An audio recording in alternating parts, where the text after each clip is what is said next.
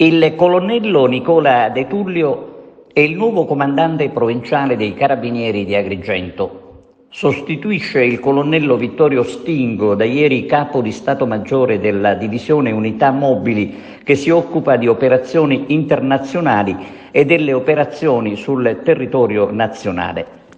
Nicola De Tullio arriva dal gruppo Carabinieri di Castello di Cisterna, che ha comandato portando a termine importanti operazioni. Con lui si è rafforzata la presenza dei Carabinieri su quel territorio ed è l'augurio che anche Agrigento, sull'esempio dell'ex comandante Vittorio Stingo, possa godere appieno dell'esperienza e della guida del nuovo comandante provinciale, che ha saputo dare risposte alle comunità dove è stato presente con una attenzione particolare agli studenti e ai giovani delle periferie.